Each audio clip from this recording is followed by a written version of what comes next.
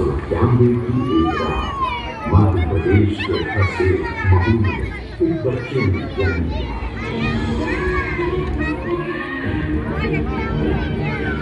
कोई ढोल नहीं बजे, कोई शुभ दर्शन नहीं हुआ, कोई जाति पुरोहित नहीं आया ये कहने कि ये बालक भविष्य में महान बनेगा। इतिहास जानता इस रात एक क्रांतिदूत का जन्म हुआ जिसे आज सारी दुनिया डॉक्टर भीमराव रामजी आंबेडकर के नाम से जानती है।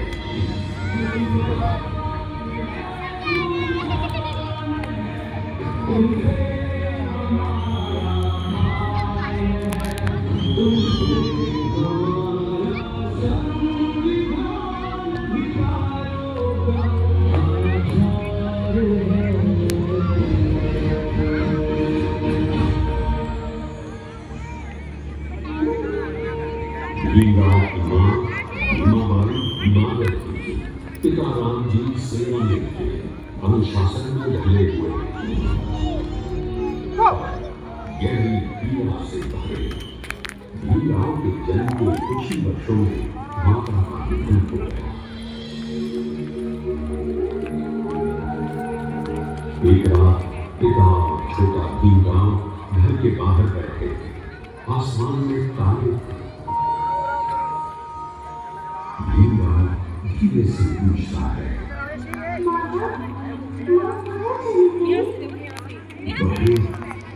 दर्द नहीं होता है।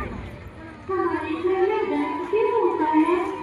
स्कूल के साथ हंसते हैं, कहते हैं मैं झूठ हूँ।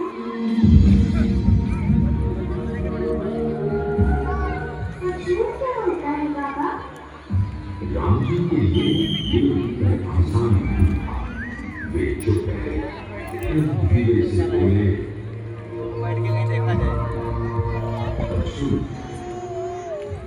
ये सब दुनिया में बना है। लोग मानते हैं कुछ लोग छूने से भी गंदे हो जाते हैं, पर याद रखना गंदगी शरीर में नहीं, सोच जब होती है। तो मैं गलत नहीं हूँ, दुनिया गलत है। तुम बिल्कुल गलत नहीं।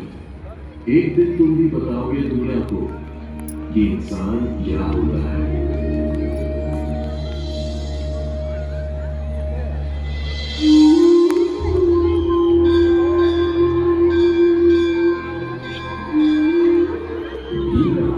जब 8-9 साल के थे तब एक दिन स्कूल में सारी कक्षा खेल कर लौटी।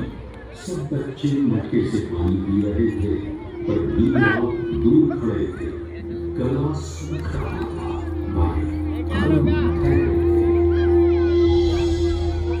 गुरुजी आए। तुम पानी क्यों नहीं पीते? गुरुजी, मटके को हाथ नहीं लगा सकता, सबको अच्छा नहीं लगेगा। मोहन, बोतल से पानी डाल दे, ऊपर से मुंह मत लगाना।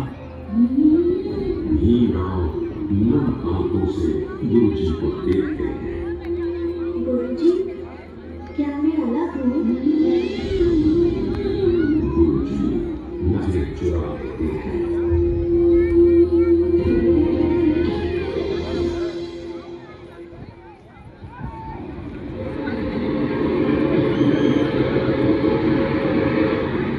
एक बार पिता सरकारी काम से दूर गांव जा रहे थे।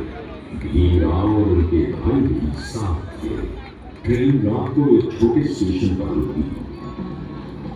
वहां से आगे जाने के लिए घोड़ा गाड़ी ही एकमात्र साधन था। पिता ने गाड़ीमान से कहा, भैया हम तीनों को आगे वाले गांव छोड़ दो। गाड़ीमान तैयार हो गए।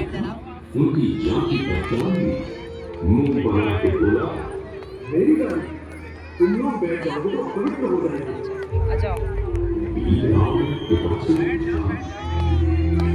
बाबा, हमारे साथ ऐसा ही होगा हमेशा? नहीं बेटा, एक दिन ऐसा आएगा जब लोग तुमसे रास्ता पूछेंगे, रास्ता रोकेंगे नहीं। ये गांव भीमराव के दिल में चुभकर जम गई।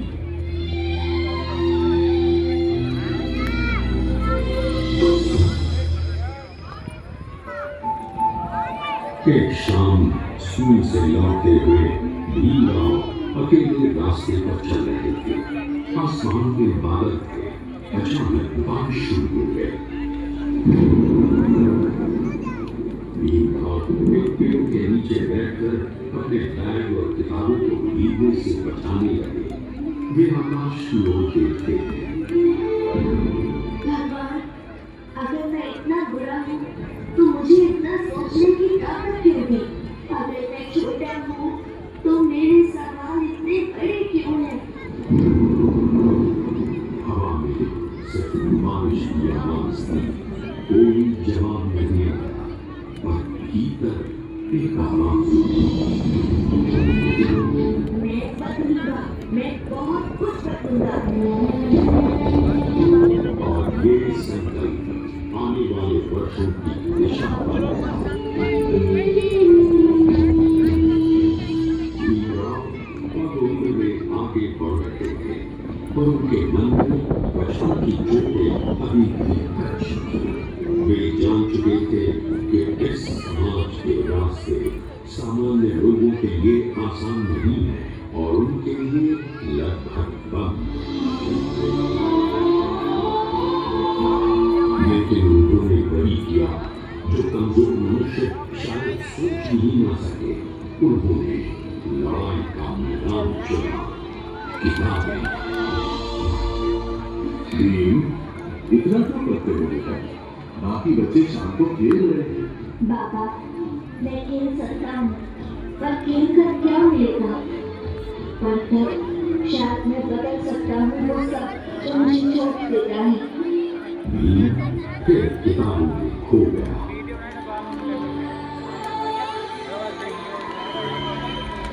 सही बात है। भीमराव अब बॉम्बे मुंबई में थे। स्कूल बाहर था।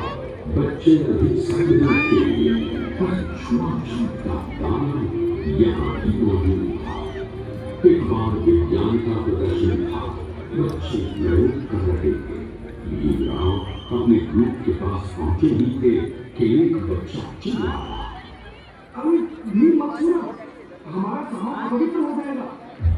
हाँ, इसे दूर रख दिया है। अरे, कैसे? क्या मेरे हाथ तुम्हारे हाथ जैसे नहीं? क्या मेरा खून लाल नहीं? बच्चे चुप हो गए। शिक्षक दूर से देख रहे थे पर कुछ बोले नहीं। भीमराव उस दिन घर लौटे तो उनके कपड़े तो सूखे थे पर मन बिल्कुल भीगा हुआ था। पड़ोसी स्कूल में एक शिक्षक थे, कृष्ण काशीबा। उन्होंने भीमराव को बुलाया। आज तुम्हारी आंखें बुझी क्यों? भीमराव ने पहले चुप्पी साधी, फिर